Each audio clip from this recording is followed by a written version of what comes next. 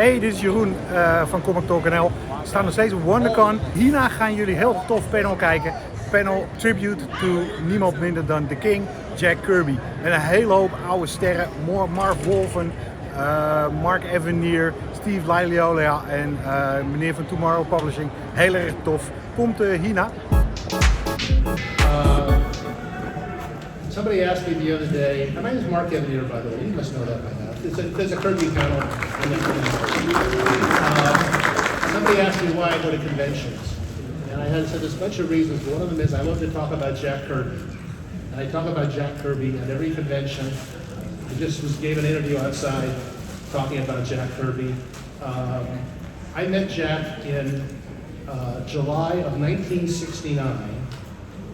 What I thought was just going to be a one-time meeting of one of my favorite comic book creators, and I did not realize at the time that it would have so much impact on my life, both professionally and personally. And I will talk about Jack till the day I die, because people will ask me about it till the day I die, and after I die, they will convene seances to ask me about Jack. I don't know how many people in this room ever got a chance to meet Jack. If you didn't, you should know that he was one of the nicest men. Mr. Wolfman, to my left, will be telling stories about meeting Jack even before I do. And he was, among other things, someone who never stood on pretenses. They called him a king, but he never talked to you like he was the king. He talked to you like you were an equal, or maybe even more important than he was. If you came to the San Diego cons at any time before Jack passed away, except for 1 year when he was in the hospital, he was here. Not here, he was in San Diego. But he was at the convention, and he would talk to anybody about anything, and while you were talking to him at his table, if he had a table, he would stand up, because you were standing up. Even though he was much older than you were, if you were standing up, he thought with the courtesy of standing up with you and talking to you, and he was not a tall man, but like certain people who are short, he was not willing to bend his neck to look up to you. Jack was willing to bend his neck with you. There are certain people you meet who won't do that. He acknowledged you were taller than he was, and if you were showing him artwork, he treated you like an artist. If you were showing him writing, he treated you like a writer. If you were just someone who loved his comics, he kept saying, "Thank you, I thank you," over and over again, because he was very grateful to everyone who loved his work. And you could learn a lot being around him, and you just felt smarter and more creative. You might not be more smarter or more creative, but you felt that way in his presence. He never put people down. Marv has been nodding throughout this because he knows that that was the case. Folks, this is Marv Wolfman. Woo!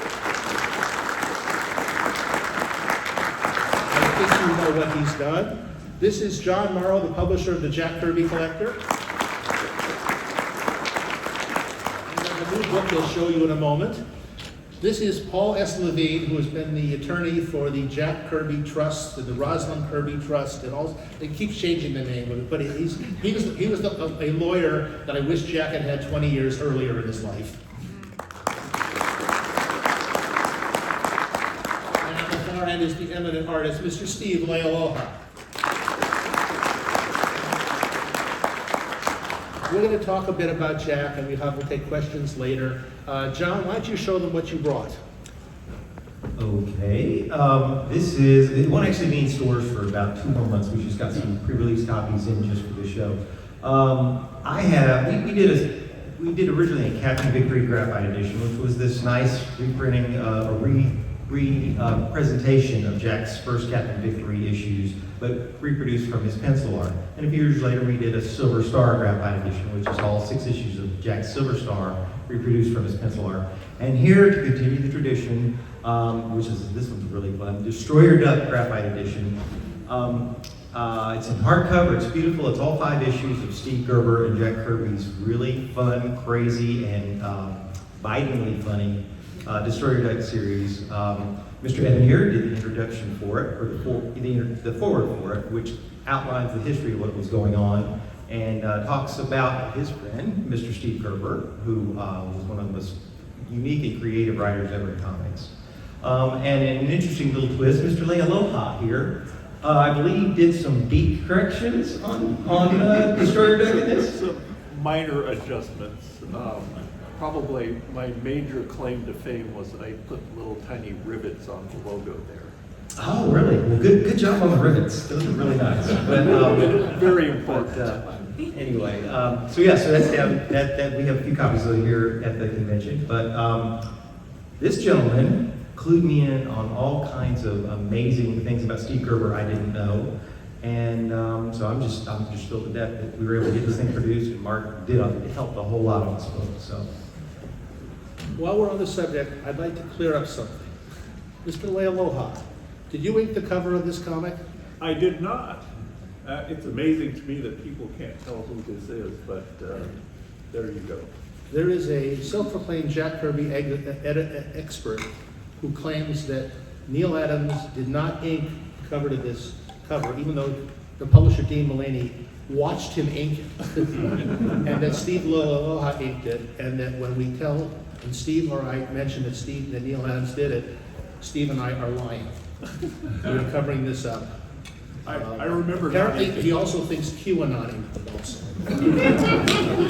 I don't understand. Neil also did the color too, so.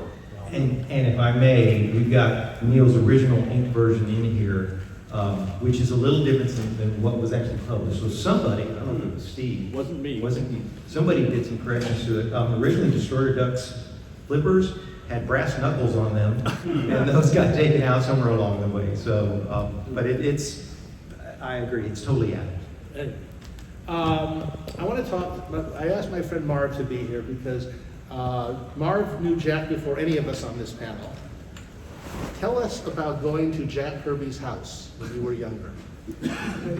Now, Jack was already, I guess, even when we were really young, he was Jack Kirby. He was the king. He was the guy who, when I was a kid and reading DC comics and was reading the backup of, I forget, which one did Green Arrow appear in? Adventure Comics. Adventure But it was also in World's Finest for a time. And was always bored by the Green Arrow stuff. But suddenly one issue, the first issue came, and there was this giant arrow that was like as big as a building and all this stuff, and I'm going, wow. Had no idea because there were no credits. And next time I saw him was in Challenges of the Unknown, same type of art. Oh wow, this is unbelievable, you can't.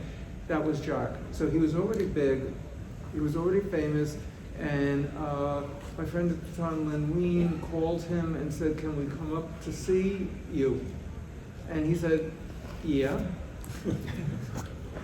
I mean, you just don't do that. We were too stupid to know that you don't do that. And Jack was wonderful, so and said, sure, come on up. So we get there, and we see Jack for a second, and Roz, his wife, said, you can go down after. First, I'm going to make you lunch. Kidding? Lunch was great. Roz made good sandwiches. Yeah. We went downstairs, and Jack was sitting at his drawing board and drawing the entire time. I have the memory, and I think I'm correct, that either that trip or the other one, the next couple, we watched him draw some of the Galactus trilogy, which was like the most mind-bending story we had ever seen in comic books at that particular time. It was like unbelievable. And Jack's talking to us the whole time while he's drawing. He'd look up occasionally. The thing about Jack's art, which was so amazing to me, because, you know, if you know his work, and you're here, so obviously you do, it's intricate. That was Marv's cane fellow. Don't worry. The platform is not coming unglued. It's incredibly intricate, and you'd figure he would do a million sketches to make it all work, because it's all these different levels of depth. He starts in the corner and draws downwards without any pre-drawing there. It was all in his head. It was like he was projecting the thing in his head. So he asked us, well, and we're just stunned. I mean, watching all this happen. And he asked us what we want to do, and I said, well, I'm publishing a fan magazine at the time, and I want to be an artist. And he said, have you come up with any ideas? And I said, yeah, I have an idea for this character. I mean, it was awful. And Jack listened to it and said, here's some ideas. He figured out in 5 minutes how to make that character better and work better, and it was incredible. It's like, oh wow, this is how do you do these things? And Jack did it with, just did it because he saw that there was a struggling writer and he wanted to help him out. I was a kid, I wasn't 25, I was about 14 or 15, and Jack did that. And then he said, would you like a drawing?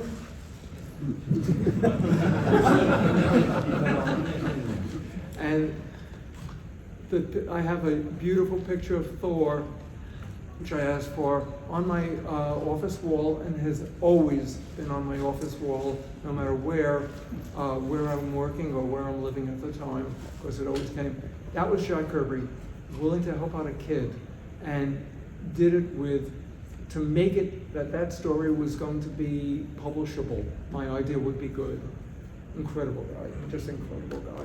And I miss their sandwiches too.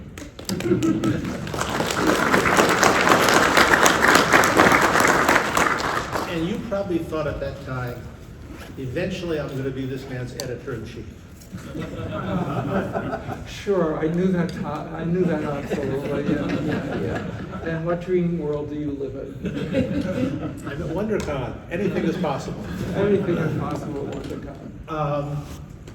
I try to explain to people when they say, I like John Buscema's Silver Surfer better than Jack Kirby's, which is fine. And Jack would have said, great. And if you told Jack, a kid went up to Jack one time and said, Mr. Kirby, you're my favorite comic book artist. And Jack said, thank you. And the kid said, well, after Gil Kane, of course. Now, there are artists who, if you said that to, they would deck you. Or they would just be real insulting. Jack immediately said, Gil's fabulous. Gil's the best. I love him. He was not competitive that way. But I sometimes can't convey to people that Jack Kirby did not do exactly the same job that John Buscema did. John Buscema, and any of those people, I'm using him as an example, his job was to draw a good-looking issue based on what the writer gave him and do the best job he could. Jack always approached every single story he did like, how do I take this to another level? How do I invent something new in here that other people can build on? And that's why his comics are so full of characters that can be spun off. He was always thinking of putting in somebody new. Look at how many characters who got their own series started in a Jack Kirby comic as a spear carrier or a background player. And that must be something that, and Marv, you have had your hand in creating an awful lot of characters over the years. Is that from Jack's influence? In a way, yes, it was, because one of the thoughts that I had, let me backtrack. When I did the Teen Titans, everyone thought we were doing DC's version of the X-Men. And I'd keep saying, no, we're doing DC's version of the Fantastic Four. Because every issue of the Fantastic Four would have a brand new concept. There'd be all these incredible characters. So many characters came out of it, and he kept coming up with new ones and new ones and new ones and new ones. And that's what I loved as a fan. And I said, I'm going to do as best as I can to do the same sort of thing. I'm not going to only use old characters that DC had. I'm going to keep coming up with as many new characters as I possibly can. And that was 100% the influence of Jack and Stan and the Fantastic Four.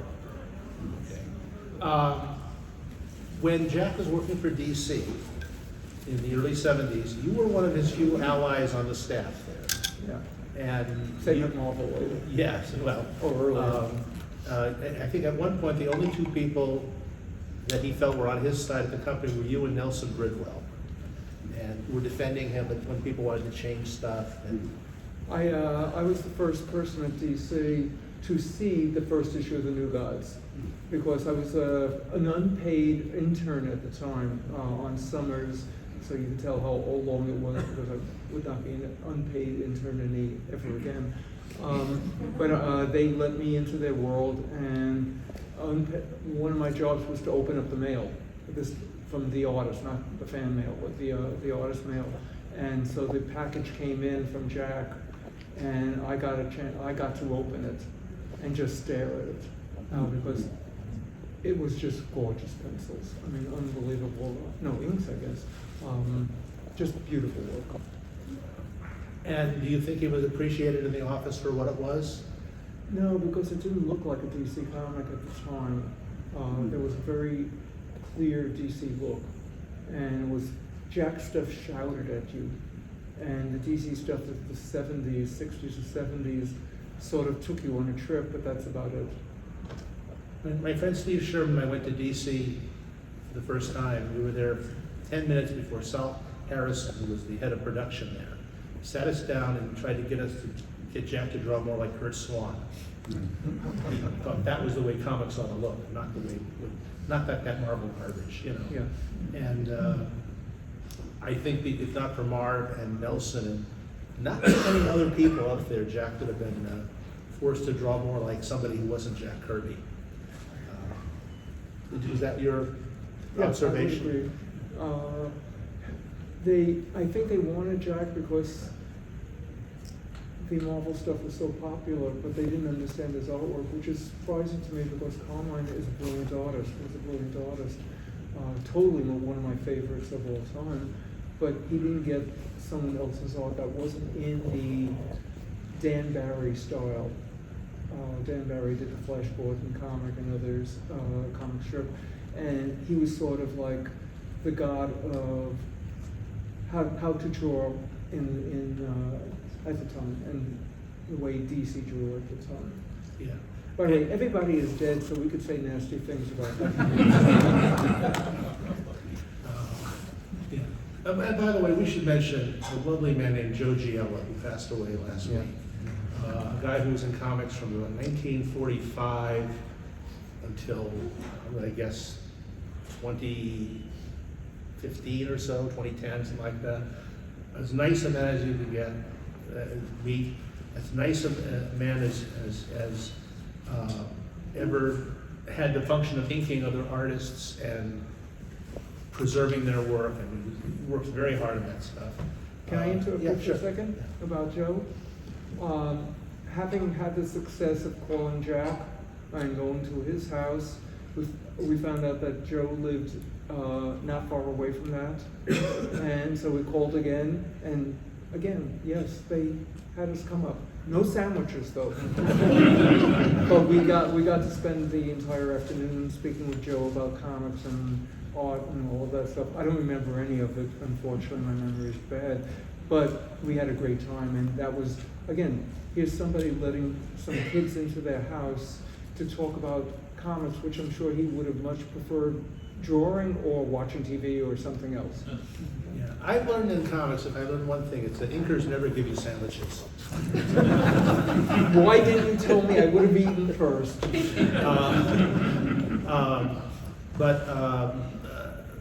You and I talked once, I have in this book I'm actually going to finish about Jack, I had a long quote from you about why DC should not have been changing Jack's Superman.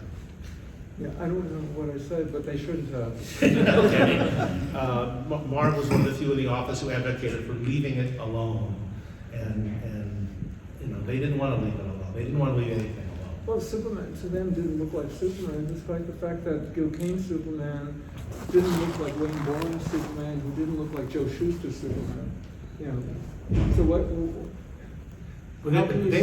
They weren't thinking of them as those artists and conditions. They were thinking of them as the approved DC version that DC Comics created. Yeah, every company that I've worked for in one way has this term called on model, and certainly in animation where all the stuff should look the same. It doesn't matter where you are. Marvel, I have to admit at the time though, really encouraged individual looks to the different artists. And Stan, to the different writers, he actually didn't want people copying his style. He wanted them to go off on their own and find it the same way. Mr. Leialoha, how did you feel when you saw Jack Kirby's work being redrawn like that? Well, as a young fan, I always found it disconcerting that there would be it'd be inked by Vinnie Coletta, and then there'd be a Murphy Anderson face, and they really did not match up. So it's just weird and wrong, but just really weird. It was to me, it stood out like a sore thumb. For those who don't know about this, the first things Jack did for DC when he went under contract to them, he drew the first issues of New Gods, Forever People, and Mr. Miracle in that order. And then he started on Jimmy Olsen.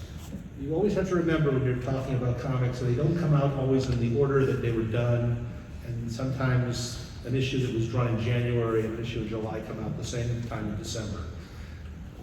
And so Superman was in the first Forever People, and it didn't bother him at that point when it came in. And then the Jimmy Olsen started coming in with Superman, and suddenly one day they said, these aren't right, we've got to fix these. It looks like a Marvel comic, and we can't have Superman looking like he's one of those lousy Marvel comics. So they had some people in the production department working with Vince Coletta, who was inking the stories, and they did a few pages where they fixed the faces. And they looked at this a couple of pages and they went, this is not right, we can't put this out. They had done very lifeless, bad imitations of the Kurt Swan version, which they didn't think of as the Kurt Swan version. They thought of it as the official version. So Nelson Bridwell, who was assistant editor on these books, said, why don't we send them back to Jack to redraw? And that was heresy because at DC, the artists, the freelancers did not correct what the production department did. The production department corrected what the artists did. So they gave the books, the first issue of Forever People and the first two Jimmy Olsens to an artist named Al Plastino, who was not drawing for DC at the time. They had taken him off drawing Superman because they thought his work looked old-fashioned. He was doing the Batman newspaper strip at that moment. And so, well, we can't have Jack Kirby draw Superman doesn't look like this. Let's get the guy who started drawing Superman in 1946 to fix it. And he redrew those three issues, pasted over or completely wiped out what Jack did and redrew it. Thereafter, you had, except for the two issues Mike Royer inked, you had some combination of Vince Coletta and Murphy Anderson. Sometimes Murphy fixed the pencils and then Coletta inked it. Sometimes Coletta inked the book and left Superman and Jimmy Olsen heads from Murphy Anderson to ink. Murphy Anderson was the guy who worked in the DC offices. He had a drawing board there, and he was tapped often to do art corrections that were beyond the ability of the production department. I was present at a San Diego con the first time Murphy Anderson came to one, and he had made a point of going to Jack Kirby and apologizing for that. And Jack did not blame him. You only did what you were told to do.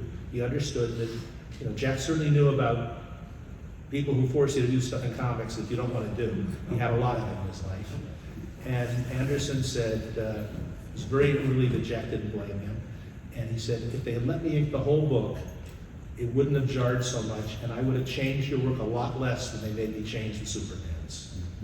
He said that, and Murphy was a very nice man. You obviously had a lot of interaction with Murphy. I worked with Murphy. The sad part was, the terrible story was when I was assistant editor, we had to make changes over Murphy's John Carter for some reason. Joe Kubert wanted it differently and redrew the faces on it.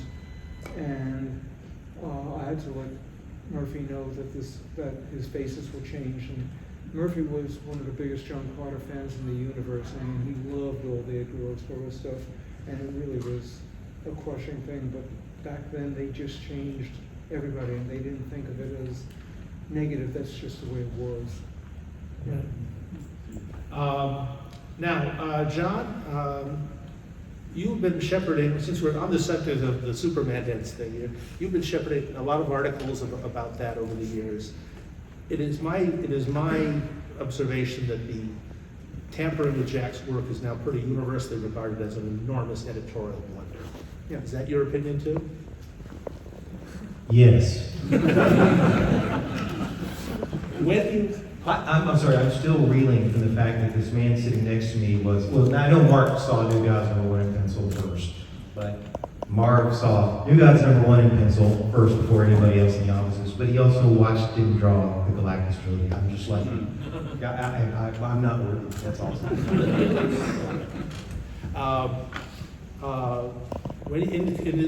You publish a lot of Jack Kirby's pencil art in the Jack Kirby Collector. What kind of reactions do you get from people when they see that and compare it, as they will all be often, to the inked versions? Well, everybody loves Joe Sennett and Mike Royer. Some people love Vince Valletta, some not so much. Some have grown to have a better appreciation for him, I guess. Back to Murphy Anderson, the whole thing Murphy changing the faces, that intrigued me at one point, and we had a photocopy of an unpublished Jimmy Olsen cover that Jack did, and I got to thinking, well, and because I knew Murphy a little bit, I'm in Raleigh, North Carolina, he's in Greensboro, which was an hour and a half from us, and he would regale me with stories growing up in North Carolina. And so I asked him, I said, Murphy, would you be willing to ink this unpublished Jack Kirby Jimmy Olsen cover so we could see what it would really look like if you had inked the whole thing instead of just the faces? And he said, sure. It was a beautiful combination. It's not like anything you've seen anywhere else. If anything, it's maybe a little bit like Kirby with Wally Wood because Murphy's style was so dominant, and like Wood's was. But I think just in general, people are just so thrilled to warts and all, see Jack's pencil art, see little things that did get changed and they can see them in the original pencil version. To me, that's the fun of this. When I found out, when we started this thing, I had no idea that Jack had years and years of photo pencil copies. Of course, Mark and Steve Sherman knew this because they worked with him and made, I guess you made the copies, I right? made some of those copies, yes. Yeah. And that was my great contribution to comics. I ran Jack Kirby's photostat machine for him. And actually, once or twice, the machine would jam. Roz would feed pages into it. It was an early machine that did 11 by 17. There were very few in the market at the time. And Jack got one of these things. He fed the page in, and it went through around a roller. It actually bent the page around. And sometimes it didn't come out. And Roz would panic, and Jack would say, if it was a couple of days before Steve and I came out to work, Jack said, just leave it for the boys, they'll take care of it. And Steve and I would do surgery, dismantle the machine and try to salvage the page. And one time, now this will horrify you, there's a beautiful page out of New Gods, and it's all shredded and ugly and terrible. And I went to Jack and said, this is all we can do, I'm sorry. They said, never a problem. And he just took the page, laid it there, picked a piece of paper and drew. And he did not copy it exactly. He drew a new page that had the same information on it, but everything was in different places and probably a better page. But that happened. And I think that's one of the fascinating things that, for me as a fan, you can see where he would self-reject a page, right? And redraw the same scene, but from a different perspective, or focus on a little more on different action in a different panel or something. It tells the same story, but the redrawn version is much better. And I guess what, he just couldn't, good enough wasn't good enough for him, right? Jack wanted the comic, he wanted to be very proud of what left him, even if he knew it was going to be badly inked or badly colored. He probably objected to the coloring he got at DC more than the inking. He was important to him to be satisfied with it, and he would every so often hand me a page, say, take panel 2 out, and you can erase it. Erase panel 2. I tell people that Jack never really redrew because the drawing was bad. He redrew because the drawing was wrong. He wanted to do it from a different angle, or he wanted something different to happen. The pages, the drawings were all fine themselves. They just maybe didn't tell the story right, or he thought of something else that could be more exciting in that spot. And he was. I hate the term perfectionist because it usually applies to someone who's really annoying about making you change things their way. But Jack was a perfectionist in that he had to be happy with the work himself, and he was always proud of what he handed in. Except maybe the last 6 months at Marvel, when he was really unhappy with the company and the way they were treating him. But it's nice to see John preserve all that stuff. Well, there's one thing that last 6 months at Marvel, and Jack was not just adored by his fans for his artwork, but by fellow professionals. I know Herb Trimpe and Marie Severin would photocopy his pencils in that same kind of machine. You're talking about them. I think at least once Trimpe shredded a page and had to get Jack to redraw it. But Marie made copies of one of the last things Jack did at Marvel in 1969, which was a horror story for, what was it, Tower of Shadows? I forget. Chamber of Darkness. Chamber of Darkness. It was called The Monster. And Marie copied this when it came in because it was so beautiful, and she kept them, the copies in her own files. And 20 issues into the Jack Kirby collector, I get a package in the mail one day from Marie Severin out of the blue. She says, I thought you might want these. Mark probably knew about this, and Steve, right? Because they're the insiders, but as a fan, I'm like, I did not know there was an entirely different version of this story. And I'm sorry, 10,000% better version of the story that Jack turned in, and it was this very heartfelt thing where at the end of the story, Jack and Stan pull these hoods off, and you find out it's them narrating the story the whole way through. And there's, with all that was going on at Marvel at the time, that Stan rejected that very sentimental ending. I mean, have you ever addressed maybe how much that particular rejection? Well, this is absolutely true. The second time I ever visited Jack, and the first time Steve Sherman visited him, we went down to his house. He was still living in Irvine at the time. And it was the day after he had redrawn that story, and he showed it to us. He showed us the pencil pages for the redraw, and he said, last night I sat there and destroyed one of the best stories I ever did. And Roz had urged him. It was a 7-page story, 8-page story. It was a short story, but it was a really offbeat, sentimental story with heart in it. And what happened was that, Stan gave him the assignment, and Jack came up with the story, and Stan sent it in because Stan was insisting on doing the dialogue of this stuff. And Jack asked, can I dialogue this one myself? I really love this story. And can I take out that stupid thing you wanted with us wearing hoods on it? Because Jack did not like being a character in comics. Or at least he didn't like being a character in a comic book copyrighted by Marvel. Because later they were claiming they owned his image. They were claiming that they had the right to put a Jack Kirby character in a comic and have him say, oh yes, Stan Lee thought of everything. Anyway, Stan was very busy at that time. He didn't care about a 7-page, 8-page mystery story. So he said, go ahead. They sent the pages back to Jack, and he dialogued the story, sent it back cross-country again, and then suddenly, to his surprise, it came back with notes to revise the ending and change the whole story. And he specifically said he didn't sign his name to it, but I'll bet this is Stan's decision. And he hated it. And Roz said, why don't you just leave that story alone and draw a new one? And he said no. And it was almost like to punish himself. He erased the good story and did and he kept some of what was there he could keep. But Jack, one of the many things that drove Jack away from Marvel in the last year or two of his career there in '69 was they kept asking him to redraw stuff for which he was not paid. And he thought that the changes were gratuitous and sometimes very stupid. He was drawing an issue of Thor one time that would have led to the origin of Galactus. All of a sudden, someone calls him and says, oh, John Buscema is drawing a new, no, it was the origin of Silver Surfer. I mean, if I have this right, no, I'm combining two things here. He kept doing a story, and they'd say, oh no, we're working on something else. We're doing the origin of Galactus in this other comic. We're doing the origin of the Silver Surfer in this new Silver Surfer book that we didn't ask you to draw. And he would wind up with pages he had already drawn that he couldn't send in and therefore couldn't be paid for. And that annoyed the hell out of Jack. And it happened time and time again. There were like 6 different cases in the last 2 years where he drew pages and then somebody told him, Fantastic Four number 100 was originally going to be a 40-page double-sized issue. And Jack is halfway through drawing a 40-page story and someone calls him up and says, no, we're not going to do it that way. Get it down to 20 and 2.5 pages.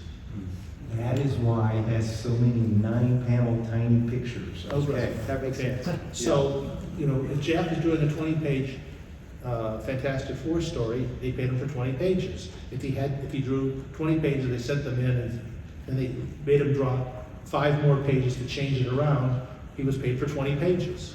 He could not, and it just infuriated him many times, and that was the case with that monster story. He had to draw a story, basically draw it twice to get paid for one job. And I remember Jack was really shaken by that. I mean, I was with Jack a few times when he was really very upset, very angry. One of the most was the time that he got the call that he would suspend New Gods at Forever People. It was one of the saddest moments of my life, seeing how crushed he was by that. And then, you know, next day he draws Commanding Number 1, and he's Jack Kirby again. But it was very, I got too close to Jack at times in ways. I just started feeling his pain sometimes. It was very disturbing. Paul, you dealt with Jack a lot. Yes. In contracts. So to react to what you said about you wish I had been born 20 years earlier so I could represent Jack 20 years before, I wish that as well. By the time I met Jack, it was 1982 or 1983. I was a brand new lawyer, fresh out of law school, working for a small law firm in Century City. It was my boss, Steve Rohde, and me. And one day, Steve and Jack come to the door of my little tiny office, and Steve said, I want you to meet Jack Kirby. And I looked up from my desk and said, who? And Steve said, well, Jack is the creator of Captain America, Hulk, Fantastic Four, X-Men, etc. And I said to Mr. Kirby, and I stood up, and of course he was standing too, and I stood up, and he looked me up and down, and I said, well, Mr. Kirby, I have a confession to make. I never read Marvel Comics as a kid. I only read DC Comics. And by then, of course, he had long ago left Marvel and had worked for DC. I had no idea of some of the machinations that were going on while he was working for DC. Turned out he had come to the office because DC was about to merchandise a bunch of the characters that he had created, and he needed someone to, a lawyer to negotiate the deal with, turned out to be Paul Levitz at DC Comics. And I said, and so I told him that I had never read a DC comic, a Marvel comic in my life, and he smiled and he said, and he stuck his hand out and shook mine and said, kid, we're gonna get along just fine. We did. I was in a meeting with, remember the time that I came in, we had this strange meeting with Jack, we were trying to sort out some things, and Jack you've heard Jack had a bad memory. He really didn't have a bad memory, he just kind of was operating on another plane at times. He was thinking 4 notches ahead of himself. And he would say, now this character came in Fantastic Four number 34. And I said, no, that was number 32. And I did this so often, he got kind of pissed at me. But of course, I had no idea what was going on because I had just met you as well. Yeah. At the end of the day, I know that Jack and Roz especially were pleased because this was the first time that he had ever received not only a percentage of the sales of the merchandise in question, but he got a signing bonus. I got him a nice little, at the time, significant amount of money just to sign the contract. And that cemented my relationship with Jack and Roz for the rest of my time at that law firm. Yes. Paul is very good at this type of stuff. He represents me now, full disclosure. And just made a great deal we can't talk about. Yes. Steve, let's get you back into this. Sure. You've had a couple occasions to ink Jack's work over the years. How did he influence you as an artist in general? Well, he was a major influence for me getting into comics at all. I mean, I was a young comics fan, and I hadn't really thought seriously that I would end up doing comics, although I sort of fell into it. I mean, my first attempt at doing any sorts of actual comics was in a fanzine by Marv Wolfman when I was in high school. I think Marv may have. Hold on a second, can you hear him in the back? Speak to the little closer to the mic. Okay.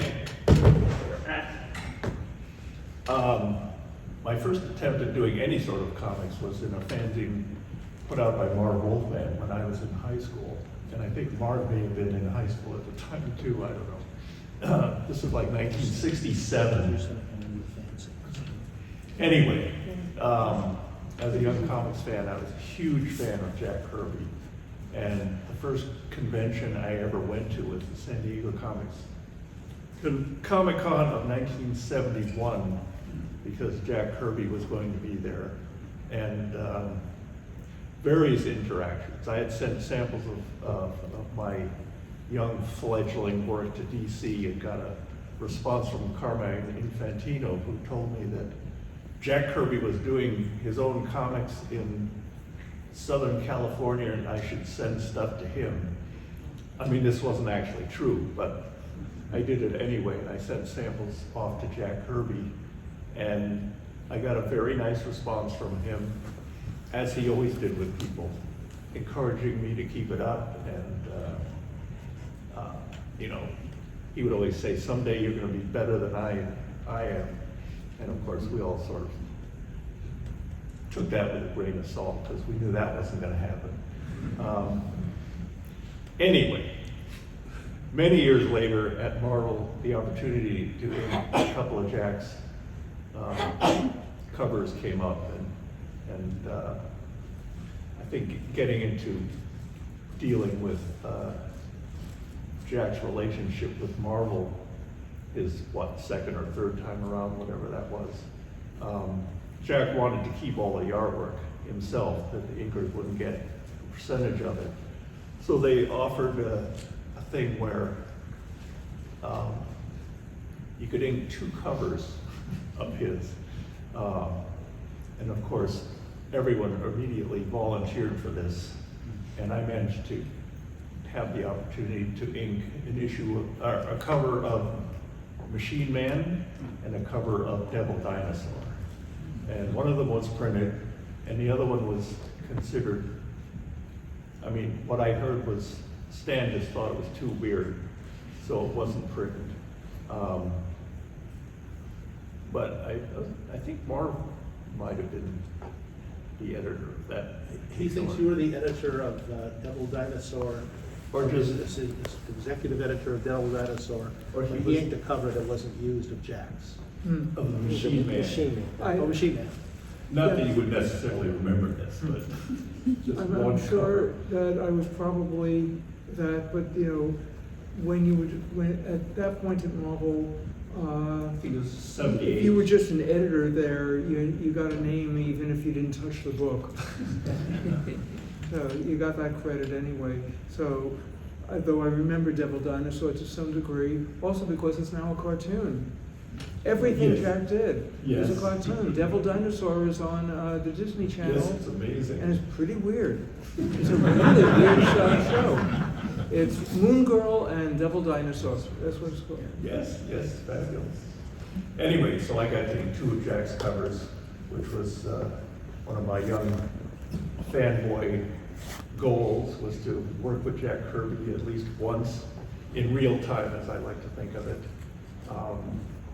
There are people who, when they had a chance to ink Jack on a 1 or 2 time basis, you could see that they went and studied Joe Sinnott before they did that. You didn't look to me like you didn't do that, like you just decided to ink it like Steve Leialoha. It took me a few tries before I felt I could reasonably ink Jack's stuff. It's a tricky thing trying to figure out what needed fixing, what didn't, because, well, I can't really explain the nature of inking in a few sentences, but I just tried to make it look as good as I could without copying Joe Sinnott, and trying to keep as much of Jack in there as I could. Who was your favorite Jack Kirby inker? It tended to vary from period to period. I mean, Jack's work was constantly evolving, In the 50s, I loved the stuff that Jack inked himself. As a kid, I loved the stuff that Dick Ayers was doing. To my mind, the earliest Fantastic Fours inked by Dick Ayers was fabulous. Then again, when Joe Sinnott started inking, took over the inking, that was even better. And at a certain point, I think Jack's pencils got so stylized that when Mike Royer took over, to my mind, at that point in time, he was the perfect inker for Jack. So it tended to evolve over time. So, if that makes any sense. John, you wanted to say something? I did. Steve, there's it's an Atlas, the first issue special, there was that first issue was Kirby's Atlas character, and there's an unused Atlas image, and I've seen a copy of the pencils, but there's an ink version by you. Yes. Do you remember what was that? Was it just a rejected page or an unused cover? Or? That was an unused cover, and I can't remember who, it might have been a Greg Theakston project or something like that, but I inked a copy of that Atlas cover, and it was printed somewhere. But That was done well after it was yes, drawn. yes, it was, like I said, it wasn't done in real time with Jack Kirby. I got to work with Jack 3 times in real time. The other one was an early Wondercon, actually. Baycon, that was it. Baycon from 1977 or 6, something like that. Icarus Cover. Yes, yes. That's gorgeous. Yeah. We have time for a question or two. Here, there's some gentleman right there. I'm curious about, I guess, one of the hard to find books that Jack put out. I think it was the last time we wrote for Stan Lee, the Silver Surfer graphic novel. I'm wondering about the origins of that and why it hasn't been reprinted. It has been reprinted at least once, I believe, and I don't think Marvel had the right to do that, children. Basically what happened was that Jack was, if you had the question, he's asking about the Silver Surfer graphic novel, which was the last thing Stan and Jack ever did together. This is a long story, I'll try to make it quick. Someone had bought the rights to make a Silver Surfer motion picture. He was a gentleman named Jeff something, I can't remember his name, he was Olivia Newton-John's boyfriend. and based on the success of something she'd done, he was able to sell a studio on doing the Silver Surfer movie. They developed a couple of scripts which weren't working. Stan at some point said, hey, maybe I could get a piece of this, or we could do something. And he went to Jack and said, how about if we do a graphic novel? I'm doing these books for Simon & Schuster, and I can arrange for us to own the copyright on the story, I think. Jack owed Marvel a certain number of pages on his contract, so he decided to do this in the 1 in 1,000 chance that someone would look at this graphic novel and say, hey, that should be the basis of the movie.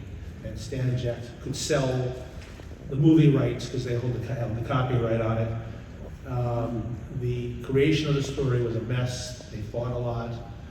Jack was unhappy with the way it came out because there were all these givens. Stan would say, well, the movie, to be a movie, it has to have this in it. And Jack said, no, it doesn't have to have that. Yes, we've got to put that in, you've got to put that in. Which is why you may see a lot of unpublished pages. Again, Jack drawing pages that weren't used and wasn't paid for. The story was finished, nobody liked it, the movie was not made, but it used up part of Jack's quota for Marvel. Over here. Yes. These personal stories are wonderful, and it's also really wonderful to hear everyone's take on Jack's very distinct voice. And I was curious, if you were casting the movie, who would you cast as Jack and Roz?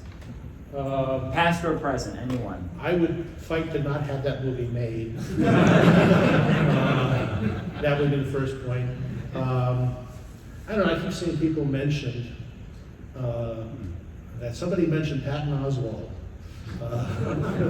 But I don't think that anyone would say, we gotta get someone who looks, my thought would be, who looks like Jack and talks like Jack? And that's not how movies work. They don't necessarily, Michael Keaton played Ray Kroc. looking nothing like Ray Kroc or something, nothing like Ray Kroc. I mean, they hire actors because they're bankable, not because they resemble the subject matter. So you're saying you cast Brad Pitt as Jack then? Sure, why not? I think the one essence you'd have to make is you'd have to get a guy who was tough and small, because Jack had a lot of energy in him, and I think it is germane to his attitude that he was not a 6'3", bronze, gold.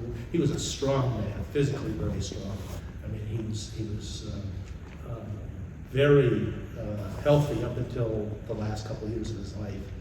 But I don't know. Maybe I have a thought about who should, if they have to make a movie of Jack, who they should cast. What's his name? Pesci? What? Was in Goodfellas. Pesci. Joe Pesci? Joe Pesci. Joe Pesci has some of those qualities. Yes. Anyway, let's see, what's the time here on this thing? Okay, we're gonna wrap this up. We're gonna have another one of these at I always say goodbye with these. We're gonna have another one of these in San Diego. We're gonna have another one of these at every damn convention I go to, as long as they let me do these.